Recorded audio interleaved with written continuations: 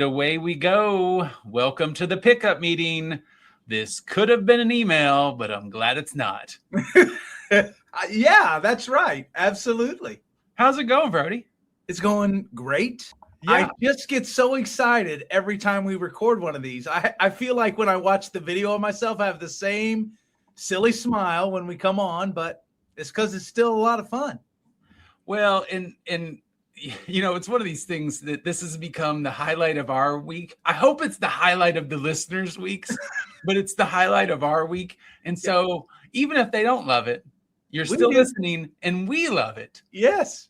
That's the most important thing. This couldn't have been an email. How would you get this much energy into an email? Take that, Chat GPT. Yeah, charm and charisma, all of the things. A lot of follically challenged jokes. I mean, it's great. It is a lot. When we were at the Administrators Institute, we were follically challenged brothers with several participants and our fellow faculty member, Greg Mason. And I think people really thought that there was a bald issue happening within the male faculty, you know, like. No, we've been thinking about topics. Maybe we should talk about this. Like you're fully shaved, right? Yeah, I really started to embrace the Brody brochures look several years ago. I thought, well, if he can pull it off, I can. And I don't know that I do it as well as you, but I'm sure trying. When did you start doing it? I think the real buzzing probably in the last, I don't know, 2 or 3 years, 3 or 4 years. It hasn't been that long. But it got to a point where it's like, I really don't like how my 7 head looks. And so I was just going to embrace a different approach and went with it. And I kind of like it a lot. Are you using a razor now? Or do you do a soft? I don't remember what it's called. It's not I don't remember what it's called, but it's electric. So it definitely works. You're awesome. Using razor, right? Yeah, I don't use a razor. I kind of shear with but I don't have a soft one. I need to get a soft one. I've heard they're great. That's the word, shear. Yep, I do that. And I've been shaving my head since 1994. I used to have to explain that my head was shaved, not bald. I don't have to worry about that anymore. See, in 1994, I had hair. I know. So I still had hair then too. I remember the first time I did it was over Thanksgiving break, and I went home and it was my parents' 25th wedding anniversary. And my dad looked at me and he just shook his head. No.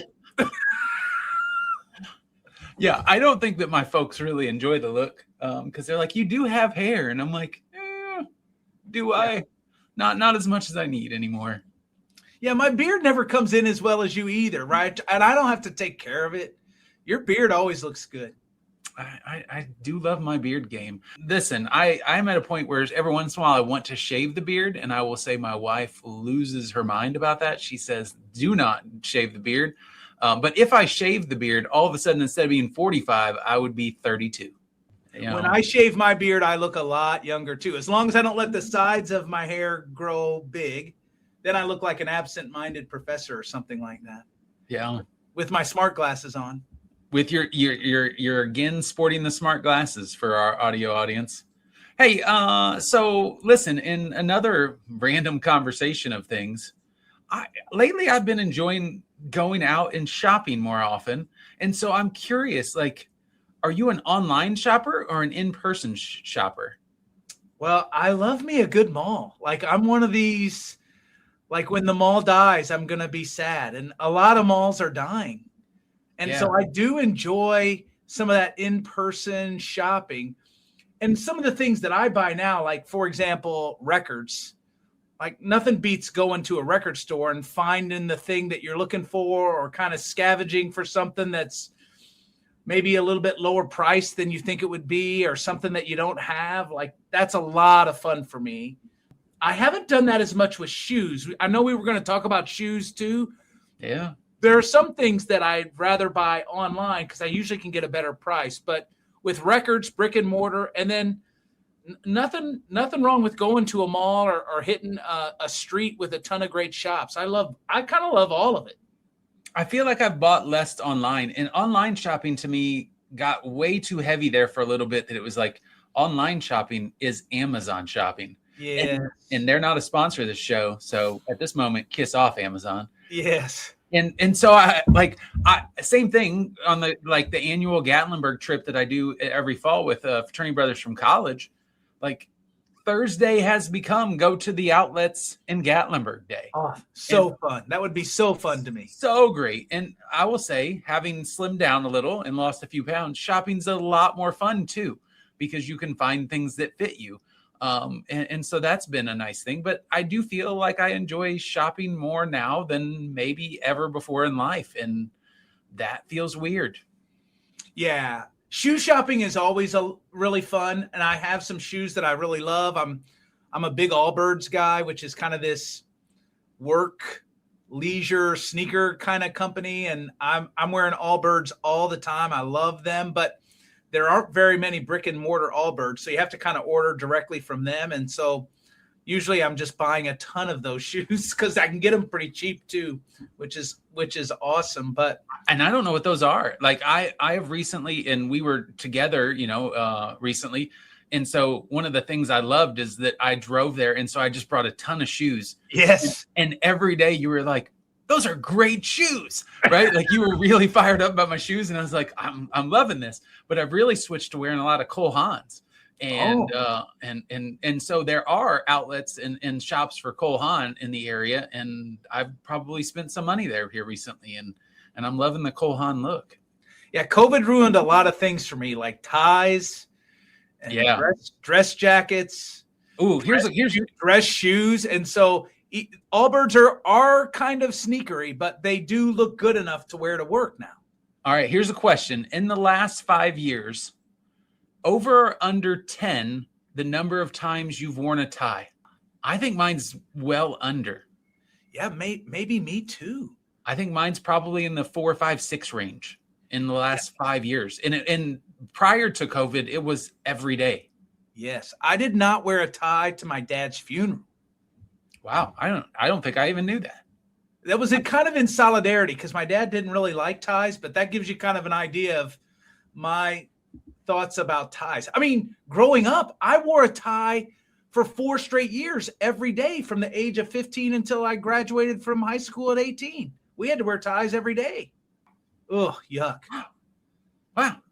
I there's no good transition from ties that are terrible to wear to things that keep you motivated.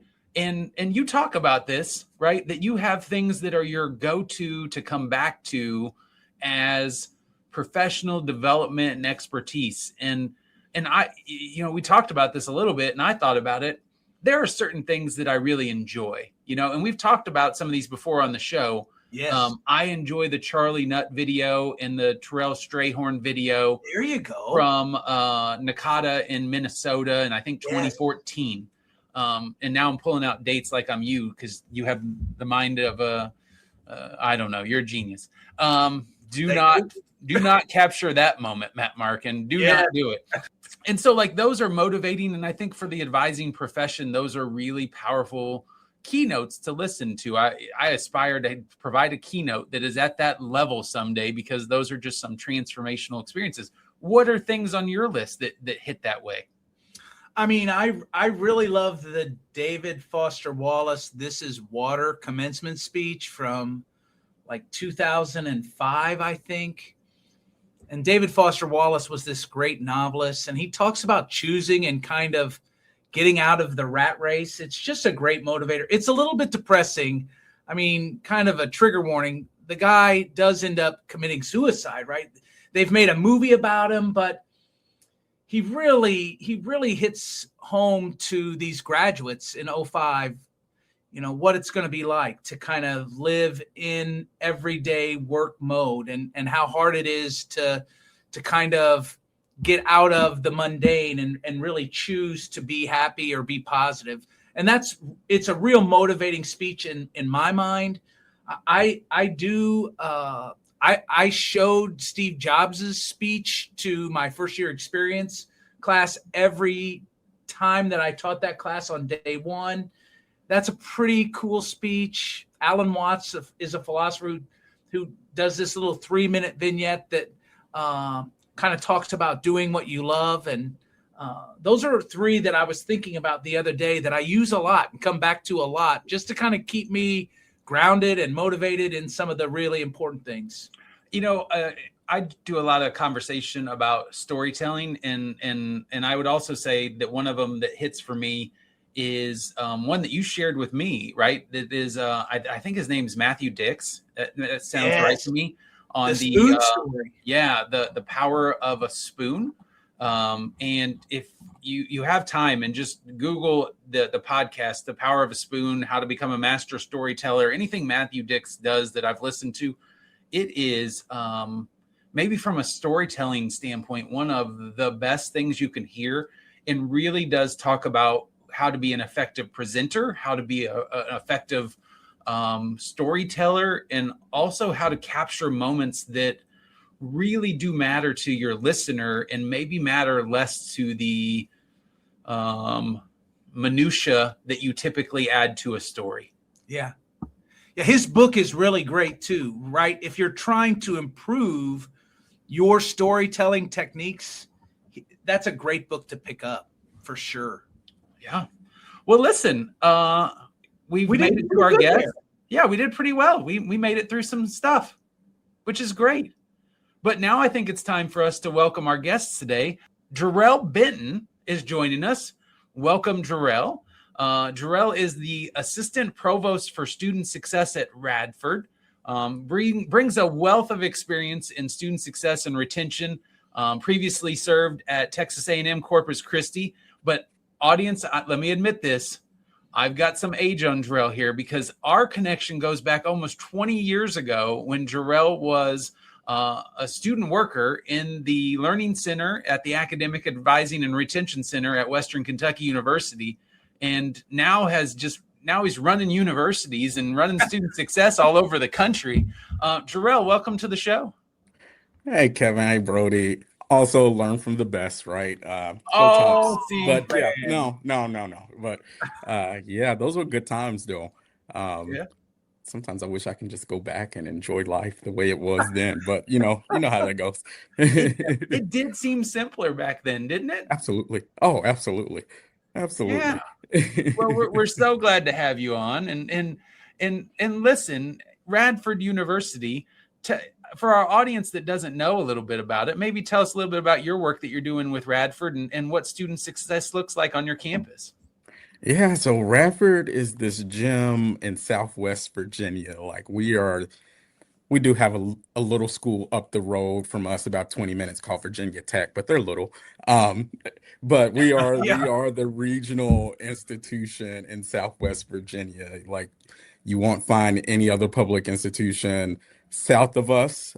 You get into Tennessee, North Carolina area, and then you'll have to work up north a little bit further into Central Virginia to find another regional public institution. So we are proud Highlanders, a very cool institution and the population that we serve in the Appalachian region, right? And access institution, 44% of our students are first gen.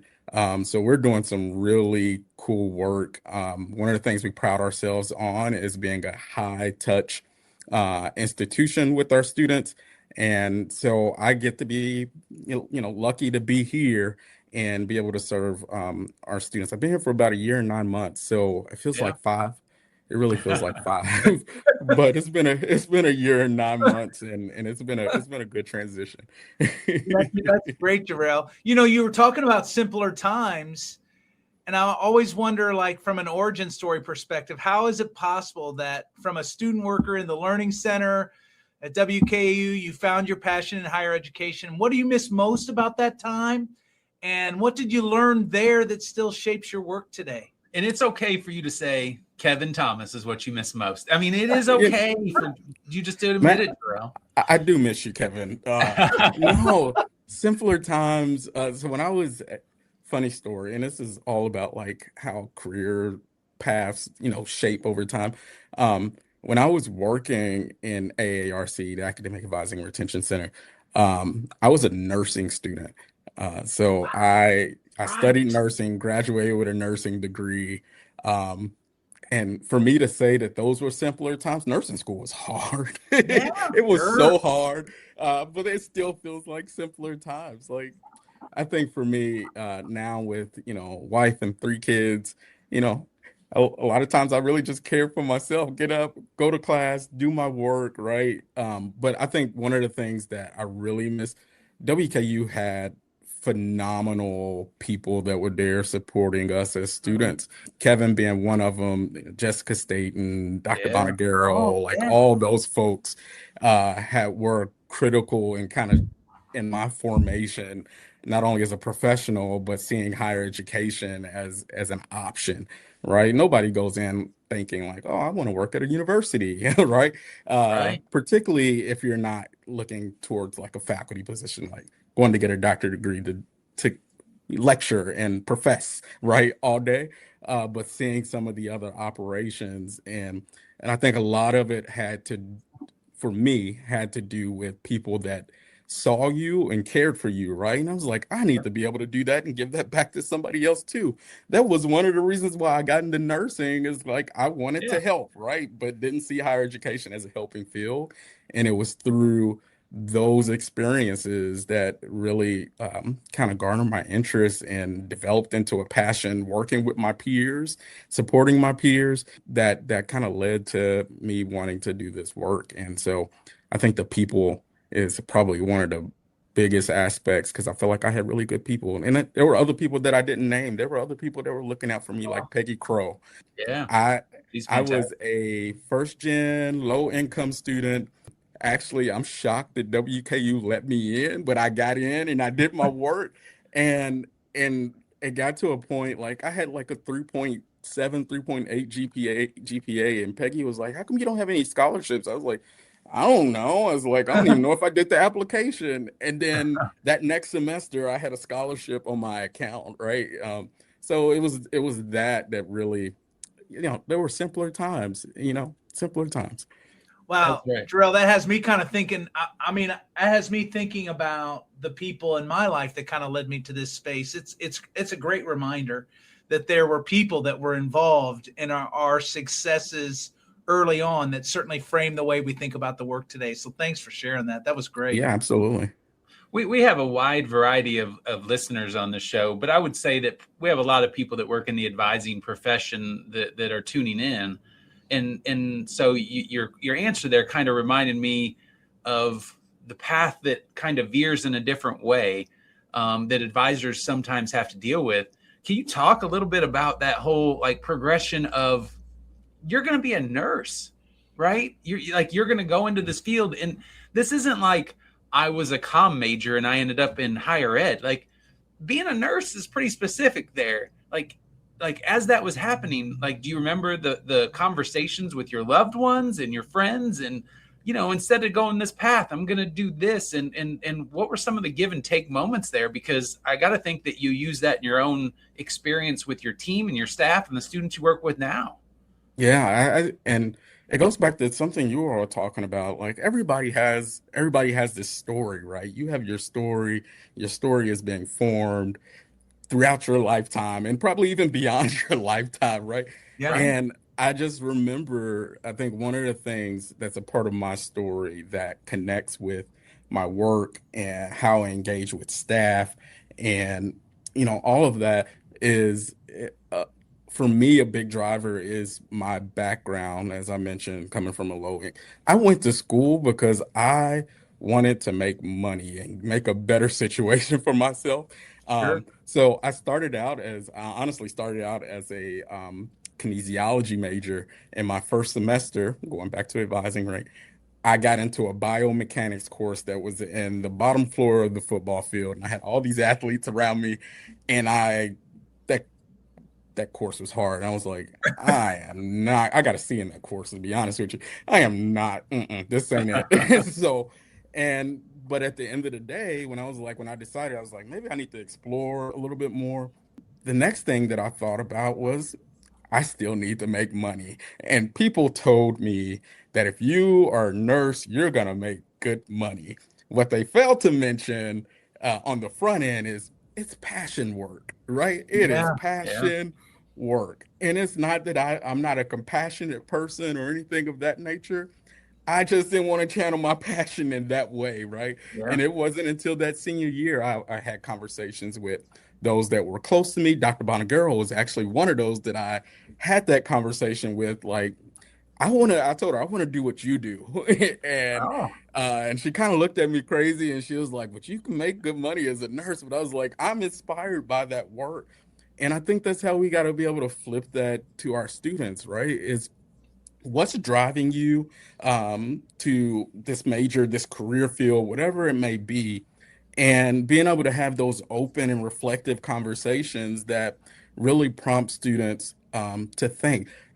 As we know, I would imagine everyone on this video here and this podcast, part of what we do is teaching. It's not in a formal sense, teaching and coaching, right? And I was fortunate enough to have those folks. And so as we're having conversations with our teams, it's like there's sometimes you're teaching, there's sometimes that you're going to be coaching. And part of that coaching is really having those reflective conversations that help students to really think critically about like what that trajectory looks like, right? And it's okay that, yeah, you may do that for a few years, but it's all the other skills that you develop. Like my critical thinking skills that I learned from nursing, sharp, right? And I'm using those to the benefit in the work that I'm doing. So a lot of that is also transferable. yeah. Jerel, I would be remiss if I didn't point this out to Brody. And he and I have had conversations about mentorship and the life that we lead and how we get here.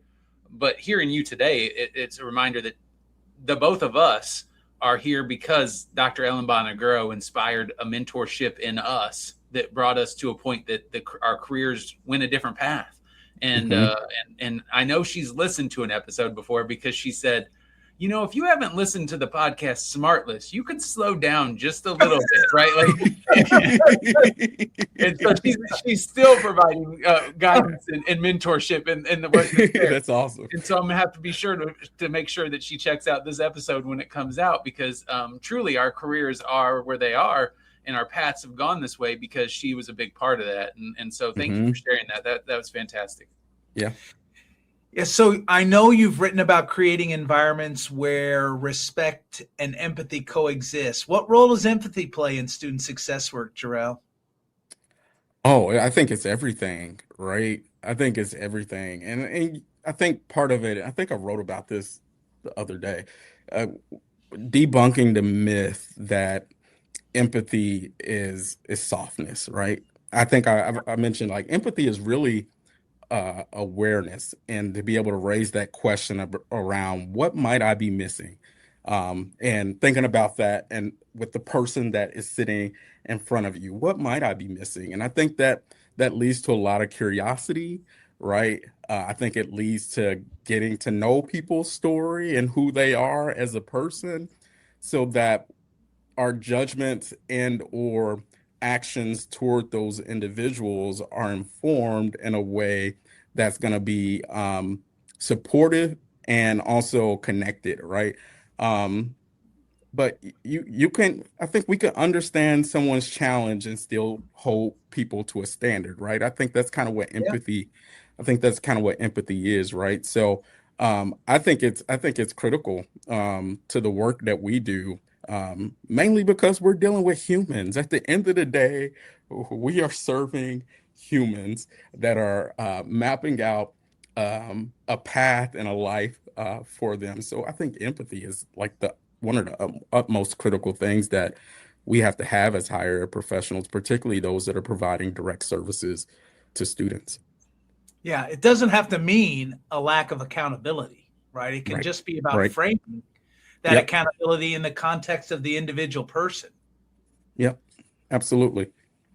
I like that you've recently branched into your writings, and I've seen some on LinkedIn show up, and for our audience, if you haven't checked out some of these that Jerel's done on LinkedIn, I'm sure he would gladly accept the readers and the follows on his profile.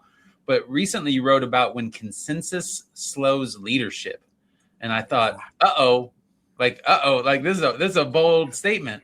Tell us what got you to that point where consensus building becomes a barrier rather than a strength, and like kind of how you got to that point. Yeah, so oftentimes when I'm writing these things, they're from lived experiences. Yeah, So, I figured they might be. right, there are lived experiences. Some of them are delayed, right? And I'm gonna put it out there into the world, and then some of them are more immediate. But and so this one came from a particular project that I'm working on, and some of it is influenced by the culture of the institutions that we work at too. So for me, in this case, that's influenced. So consensus, I think I've come to a point in my life, everybody's not going to agree on everything, right? And sometimes in particular environments, if we are looking for that silver bullet that everybody's going to agree on, um, we're going to be waiting for a long time, A right? very long time, And yeah. and so, for example, with this project, our goal is to do a implementation, right? And this implementation, one of the things I'm telling my team is like, no implementation is going to be perfect. No design is going to be perfect, but our goal is to get something in a good state that is implementable that we can build and scale up on. And so trying to frame that, particularly in this situation, like where consensus can slow leadership, I think we have to come to an agreement that in some ways we just got to keep the train moving, Yeah. but doing it in a respectful way that we're still walking through this project together, aligned and and agreed upon with most things. But if we're looking to get everyone on board, I've kind of learned over my professional career we're not gonna do that. So, but there's a way that we can handle that, with the constituencies that we're involved in. I think feedback is good, right? You take in the feedback, use the things that are constructive, and share how we use that feedback to kind of keep us moving forward without stalling what we're trying to do. So that particularly when I wrote that particular reflection, right? I had something on my mind that I needed to get off my mind. We've all been there in that Yeah. time frame of those things that we need to get out there, and it's like, well, how do I phrase this without pissing somebody off today? Yeah. Right? Like, 'cause you want to get it out there. You need to get it shared a little bit. It made me think back to, and I mentioned this at the beginning of the show, that Charlie Nutt keynote where he Mhm. says, and Brody and I have talked about this recently, you're more likely to change the course of history than you are a history course. Yeah. That's what happens on a college campus a lot, right? Where it's just Absolutely. like everything feels so slow to change and so slow to progress.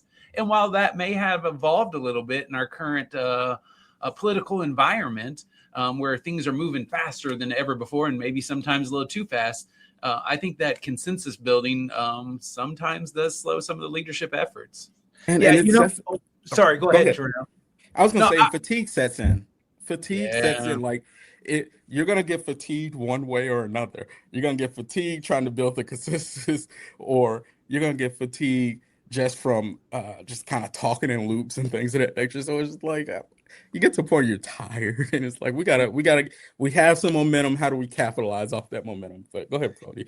no, I was just saying, Kevin and I were talking about this the other day. When you hit those obstacles, I think framing any kind of change or consensus building in how those changes are going to improve the student experience is another critical piece of Hmm. those discussions, right? I mean, we do sometimes have to trudge along, and we do sometimes have to have spirited discussions about ways in which the institution has to move forward. But at the end of the day, I think the best way to deal with those issues is to frame any kind of initiative or discussion that we're having in Hmm. improving the student experience. Absolutely. Absolutely. And you just have to navigate it with intentionality. I think you have to be very intentional. And again, I go back to the feedback loops, but the feedback loops are not there for you to continue to like spin, right? But really think about, all right, what can we take back and then how do we continue the momentum without that fatigue sitting in? Yeah. You've worked at a lot of different types of institutions, Jerel. I'm wondering, do you think there are universal truths about student success, or is it all context dependent? I think there are some universal. I think one of the biggest universal truths is relationships matter. And I go back to like, we are human beings, and we're all in community with one another, and relationships are a key, I think, of importance, right? Not only just on the student side, but collegiality, collaboration. When you're sitting in a student success role, there are some days that feel isolating, because naturally you are collaborating with almost the entire campus, because everyone sees student success as their role, and you want that, right? But in turn, sometimes it gets reflected back to you, like you are the student success person, so no, I'm coming to you for the answers, right? And so I think the relationships to navigate change management, to influence others that are not necessarily in your particular area or portfolio. So there's a lot of like negotiation and compromise and building those relationships that are so critical. So I think one of the biggest aspects is relationship matters. And then two is like culture of care, regardless of the type of institution, can go a long way, right? And that's from how we treat our students, how we communicate with our students, how we communicate with each other, the respect that is, all the things that come around with culture of care can, I think it's Tinto's theory. Like a lot of it is about having the right conditions. And so how do we set the right conditions for our students, faculty, and staff matters to the outcomes that we desire. So those are probably the two big things for me that I think are universal regardless of the institution type. I love that, Jerel. I love that you bring Tinto into the fold. And Kevin and I talk a lot about that culture of care, right? It has to move beyond individual care too, right? Mm-hmm. It has to be an entire collective Absolutely. within your institution. Absolutely. And Jerel was part of, Brody, when we talk about culture care, and I remember those early years that we would have been connected, Jerel, at WKU, where Dr. Ellen Bonaguro had the idea of like instilling the culture of care on the campus community. And so we made door hangers like that were for the campus. And on the front of it, there was a fancy little design, and it said WKU, a culture of care. And on the back of it, it had resources for all the offices that faculty and staff should connect with and utilize.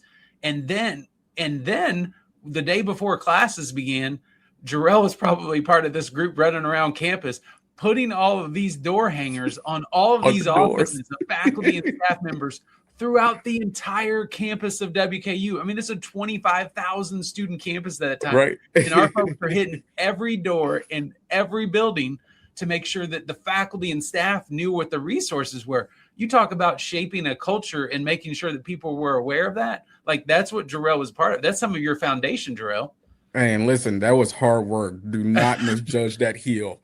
Getting up to Cherry Hall was a milestone. Walking. Oftentimes I took the shuttle, but it's definitely a feat. There's a reason why it's hilltoppers. There's definitely a hill. Yeah, I did those door hanger things, but for Domino's. As much free pizza and bottled Coke as you could get. 15 years old, cash at the end of the day. Yep. I bet there was lessons in that too. Oh, there were. That's right. And some delicious food too. Yeah. Jerel, along the way, I think over the last, your career, man, you've done some things that you're proud of and excited about. Like, what are those 2 or 3 things that you look at and you say, these have been transformative to my experience. These have been transformative to the students I serve. What are those things that for you stand out as those moments or those efforts that you've done? Yeah.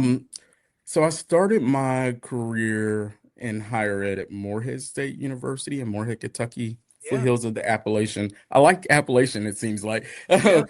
Foothills of the Appalachian Mountains. And I think one of the things that I'm proud of there very early on in my career is the ability to build.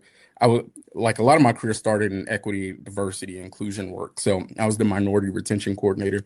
But working not just me, but with my colleagues from across campus to build a culture specifically for our Black and African American students, and that was our primary underrepresented group there. And these were students that were coming from Louisville, Kentucky, and Dayton, Ohio, like from metropolitan cities into rural Appalachian, Eastern Kentucky. And reason why I say I'm most proud of that, yeah, it did translate into like retention numbers, and we were able to really celebrate some things there. But I think there was just a lot of things that you could not find in a data point that was really, I think, impactful for our students there. And honestly, from the connection standpoint, I probably still have the most connections with those students early Mm. on in my Yeah. career. Actually, one of them is my sister-in-law now.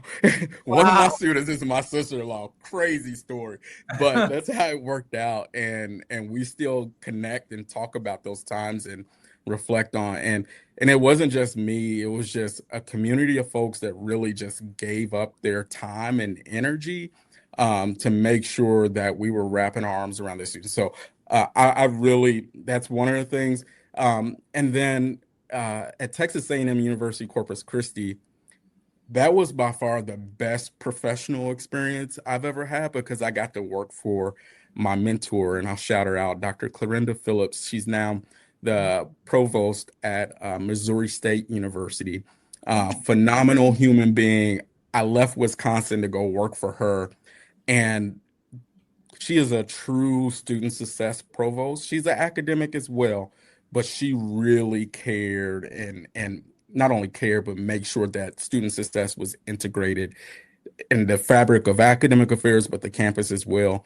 And just some of the work that we were able to do there around our completion initiative and creating a data informed campus community. And I just learned so much there. And I think it had such a significant impact. Again, data tells you one thing, but the things that data cannot tell you, but you feel and it's based on how people speak about you and others working for her and building that culture, I think was by far another great experience for me. So shout out to her. She is like she is on the A team of provost to provost across the country, and look her up. She's doing good work even at Missouri State. I've actually got to do some work for her there too on a cause like a consultation basis, but just a phenomenal person. And if I could work for her again, I would do it 10 times over. Because she's pretty awesome. I love that. That's fantastic. And I mean, you talk about this, it's that balance that we're all trying to find. You're right, right? Like the data is only one part of it. And the data leads us to where we can see the impacts that we need to have. But Hmm. then that's when that relational approach, those connections, that care, that belief come in that isn't in the data number, but the data may get us there. And so that's why Yeah, that absolutely. balance is so critical. And so I appreciate you sharing that perspective for sure. yeah. So, Jerel, you talked about kind of some of the really impactful places and positions you've had where you've made a difference. Thinking about somebody moving into student success leadership, what advice would you give someone kind of moving into those roles for the first time? Don't say don't do it. Don't do it. No, I'm kidding. It's a great field. It is. That can't be the answer. I mean, it is a very great feel. I find it super rewarding. I think one of the things, and I still have to remind myself of this is, coming into a student success role, people just think you know it all. And so be okay with not having all the answers, right? One of the things that I particularly over the last few years, that I've grown fond of is really we got to bring each other along for the journey. So I really love, like, take your time. Work groups are amazing. I think the more smart people that you could put around you, the better off you're gonna be. Don't feel like you got to do it all yourself. So I was actually just looking at my whiteboard. I got 5 projects going on right now that I'm either leading or co-leading with, but I have a team of people, and that's what it's gonna take to really make impact, to meet the goals that you have set out, either for you personally or for the institution. It takes a collective effort, and you have to be a super highly collaborative and collegial person. And so leaning into relationship building, honestly, when I first got here at Radford, there's normal, like, a lot of new administration, so you deal with all those things. But I think it's any place that you go, whether new administration or not, is like, spend some time building trust, right? And I look at trust, and actually, there's a book called The Thin Book of Trust. Great book. I don't know if you all have read it before, but there's 4 dimensions of trust that they talk about. One is care, right? The other is around reliability. The other is competence, and then the other is sincerity. And working through all 4 of those dimensions is like how you build trust with folks. But at the same time, the book teaches you, like, don't have complete distrust in folks because they have made a mistake in one area. Like, address that one area. Like, I still trust you're competent, I trust you're sincere and care, but you missed this deadline. So Right. let's talk about the reliability, right? And so Right. building that trust, and then how you live out that trust as a student success professional, I think is going to take you a long way, because it takes a lot of people to make that work in this field happen. So that would be my advice, just kind of moving forward. And that's some of the principles I try to live by as well.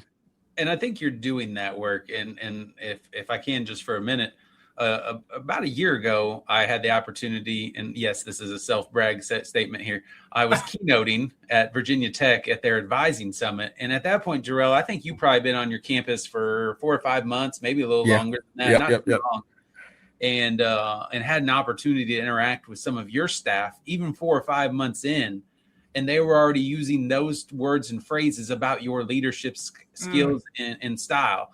And so I think it speaks a lot to what you do, that you're, just after a quick amount of time, you were having that impact, and they were singing your praises 4 or 5 months in. And so kudos to you and your work.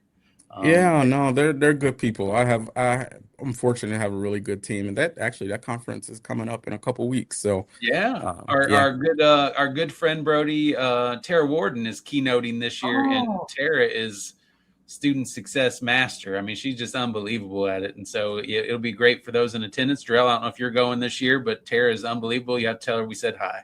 Yeah, that's my plan. That's my plan, is to make it over. It's 20 minutes down the road. So that's right. And I didn't know that either. You brought up the 20 minutes down the road thing. For whatever reason, in my mind, that was a bigger distance. No, we're right there. Yeah, right there.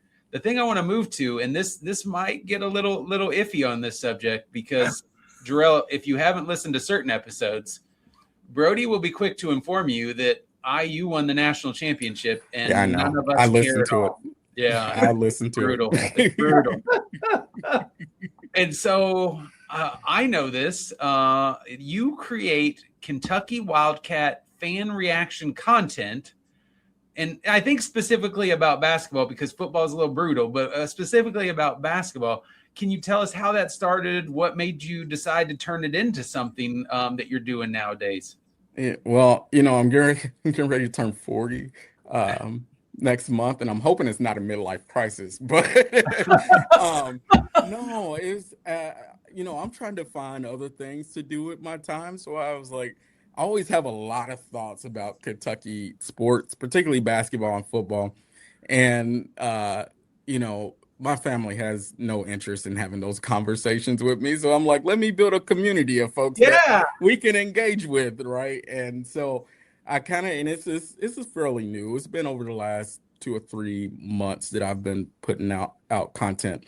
And so literally it is fan reactions, like no scripts, no media, no any of that, right? It's just me and my thoughts and my opinions regarding sports. I do want to remind Brody, we did beat them in basketball this year. I know, and I knew you were going to go there. Yeah. Even in our down year, right? We're claiming it's a down year, but we're kind of on a heater right now. So yeah, IU's kind of on a heater right now too, in basketball, not just football. In basketball, they're playing better too. We won't talk about football, so we're gonna leave that. I'd like to talk about football, Jerel.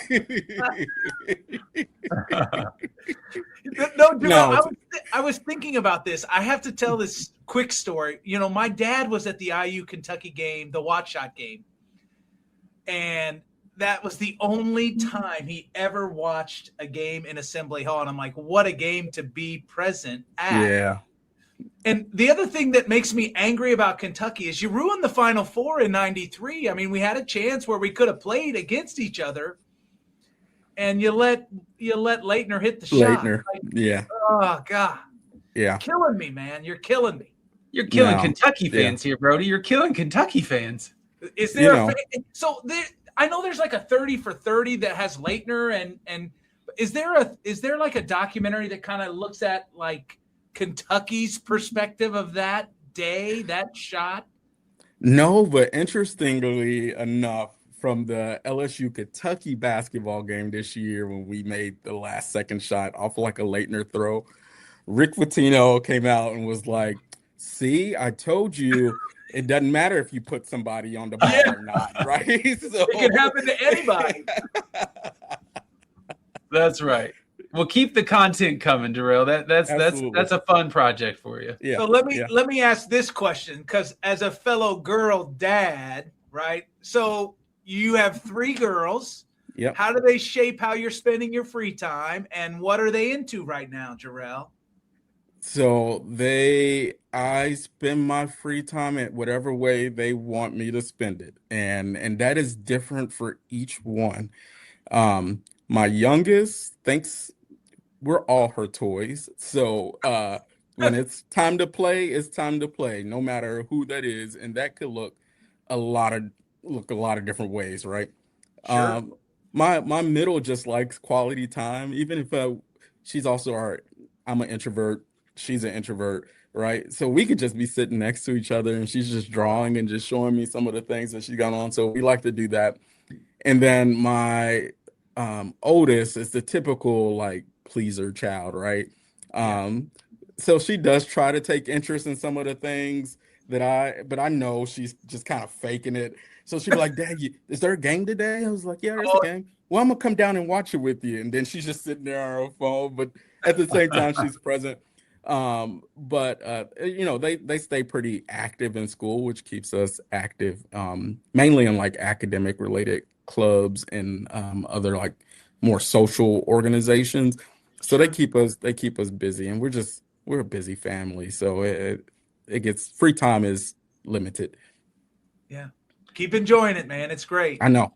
My 13-year-old's turning 14. She'll be in high school next year. And I'm like, oh my gosh. So I'm starting to feel that pressure. Like I need to capitalize on every moment that I have. That's right. That's right. All right. On the last fun question, before we get to the lightning round, I'm going to give you this one. If you could go to any Kentucky game, past, present, or future, what would it be and why? Oh, Kevin, that's a great question. And listen, I married into the BBN, so I know some of these. So this is a tough one.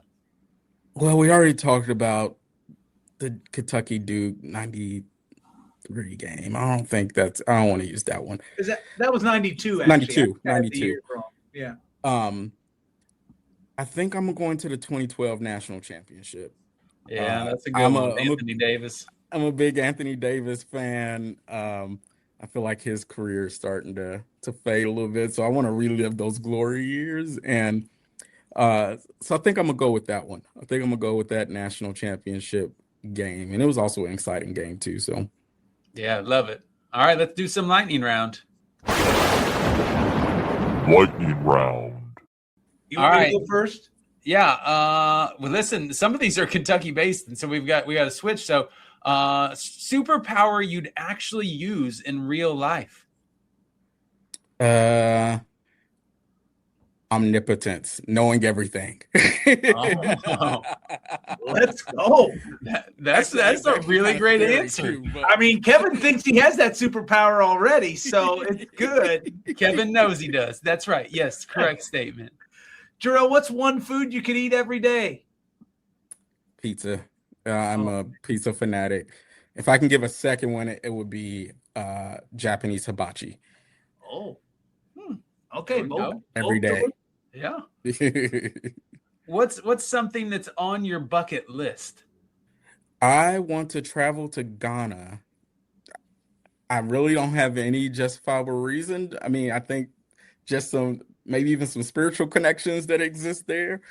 And I want that to be my first out of country trip. I haven't traveled out of the country yet, but. All right. Very good. Yeah. What would surprise people most about you, Jerel? Probably that I am a hardcore introvert and I like quiet time. My job forces me to be an ambivert, so I do what I got to do, but it is exhausting. So alone time is important for me. Yeah. This is a good feed into that. What is your one way to unwind or your favorite way to unwind? Let's go there after a stressful week, especially as an introvert. Favorite way to unwind? That's tough, Kevin, because I try to just go to my room and lay into bed, but all three of my girls end up in my room. So I think sometimes it may just be, I guess it's still unwinding. We're in that space together, no TVs, no phones, no distractions, just having conversation, and it's light and easy on the brain. So yeah, I'm gonna go with that. I love it. Do you have a guilty pleasure TV show besides watching game film, besides watching Kentucky basketball? Not really. Ooh, that's interesting in itself. It is. I am a random shopper of shows. So some days, if I get that alone time, I'm just going through Netflix and be like, that sounds interesting. Yeah. Let me see what that is. So I think it just varies. I'm a Netflix shopper and see what's out there. That's great. Love that. And Netflix loves that. You're their I bet. consumer. That's right. All right, final one I've gotten, and we'll end with Kentucky because it's a good way to end. The best Kentucky basketball moment you've witnessed live. I've witnessed live would probably be, I'm gonna go with the 96 championship game against Syracuse. And I think that was like my first real like Kentucky pivotal moment, particularly on the positive end, and that I can recollect. Like the 96 team was my favorite.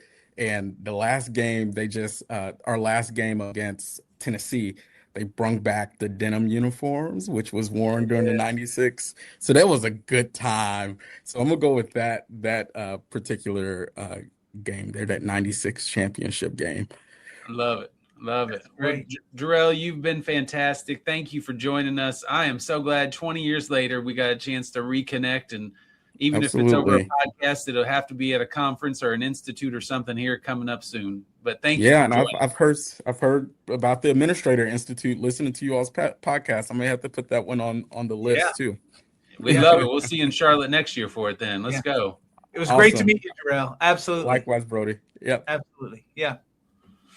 Wow. Now I'm going to say it, right? As my son would say, Brody would say it. That was fantastic. Yes, it was. Yeah, that was great.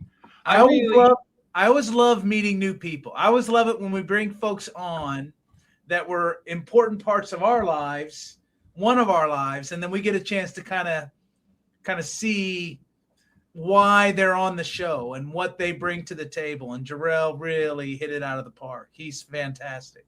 It's one of these things that's interesting. You reflect back on moments of your career and you can still see yourself in certain spaces. And I just remember walking in the front door of ARC and walking around the left, and you go into this tutoring area that used to be there, and you'd see tutors just sitting at the desk studying and doing things. And I can remember seeing Jerel in those rooms, working so hard as a nursing student, but also working so hard helping other students succeed. And then, years after I left WKU, to see his ascension professionally into the roles that he's gotten to.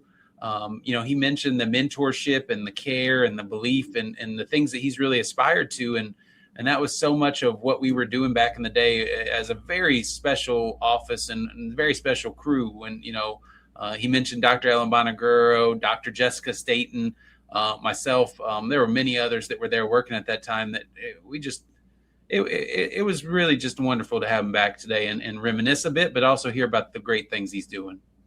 Yeah, he got me thinking about my time at Indiana University and the names that he mentioned, right? And you just talked about there. For me, I think about Melanie Payne and Tim Stockton, a couple of my first hall directors. My best man, Lee Clark, who was a graduate assistant at that time in the CSPA program. Michael Dean, who I reconnected with at the Nakata Region 5 conference. These were all folks that were like, Brody, you can help college students as a part of your career. If you didn't know that, like you should really think about this. You're really good at it. And we've really enjoyed having you be a part of our team. Like, give that a go. And those folks were so critical to my choosing this field and this profession. It's just a great reminder that there are people that have propped us up to get to the point where we are. Yeah, very good. Very good. Hey, so one of the things we thought we'd wrap up with today is a top 3 of you said trinkets. I went with office items. Yeah, that kind of means something to us. And so what did you have in mind? You want me to go? You want to go? I'll go first because you went first the last time when we had a guest. I have this calendar. I'll even pull it out that I've had since like 1995, my first year as a hall director. And Drake Martin, who at that time was the assistant director of residence education at the University of Northern Iowa, gave that to each of the hall directors. Drake was such a great human, and he passed away tragically a few years ago in a mountain climbing accident. And I remember getting that call, and I have that on my desk. I've had it on my desk my entire career, and I'll read those quotes, and it just reminds me of the kind of care that he gave to each one of the hall directors there. I also have a corner desk thing that holds all of these items from folks at each of the institutions where I've worked. So if I've left a campus and there's been a going away party for me, sometimes folks have given me items or things. Sometimes even here at Illinois State, when people have welcomed me, there's some things that folks have done that have been really nice for me. And I keep all of those things in one place as just a constant reminder that people matter, right? That those relationships were important. And so I will kind of dig into that and look at that. And then, I have a picture of a lot of posters with music. And there's one that's John Lennon's Imagine, with the lyrics from John Lennon's Imagine, which is, I think, one of the greatest songs of all time. I'm kind of a pacifist at heart, and it's such a great message. So those are the 3 that I'm picking. How about you? For our visual audience that's ever watched on YouTube, this is hard, I think, for Brody and I both, because we have a lot in our office. I think people typically get overwhelmed by my office. Even I put up a different thing on the table each episode. And even that today is, my grandparents, the grandpa and grandma Wink, used to go to auctions and estate sales and collect dice, and he would put them into a container. And so that's some of the dice that are in that container. That's awesome. But like the 3 that I picked out today, and I'm going to bring them up here onto the screen, is one, some lapel pins. I have about 500 or 600 lapel pins, and these just happen to be Vikings lapel pins because they were easier to take off the wall and bring out. But I love looking at those and seeing like where my journey's been, where I've gotten those, who may have given those to me that mean a lot. You just gave me one from Hoover Dam recently. Yeah. That I like a lot. And so that's one of them. I would say that I also, in the lapel pin theme, have a lapel pin that's a butterfly. It's pretty small here, but that's a butterfly that I keep right in front of me. It actually doesn't go on the wall. It stays right in front of me. That is symbolic of my daughter, Ella Grace. And so as a girl dad of a much different variety, I keep that near and dear to my heart. And then the last one is a gift that I just got recently from Brittany Bartlett Montgomery. That is the Kevin Thomas bobblehead. Oh my God. I know, right? And That's so if we're talking about trinkets, I feel like this trinket is pretty amazing. And every time I see it, it just makes me smile and so maybe bobble a little bit, right? But it's absolutely a fantastic trinket of the office. And here's the thing. You're wearing a tie. In that one, I am wearing a tie. You're right. That's like pre-COVID, Kevin. I would say that it was kind of foreseen because it's also a slimmer version that I've become, and I probably wasn't at that point. But we could have done a Cribs version of our offices and gone on and on about the things that are in here. But trinkets is definitely something that we excel in. So those are the three that I picked out today. Oh, that's fun. I love sharing kind of our own personalities. Our offices should matter, right? I love going into folks' offices and seeing what they have up. That's for sure. Well, all right, folks, that's it for this edition of the Pickup Meeting. We hope your own meetings form more pickup style are as meaningful and as fun as this one. Until next time, gang, do good and be nice.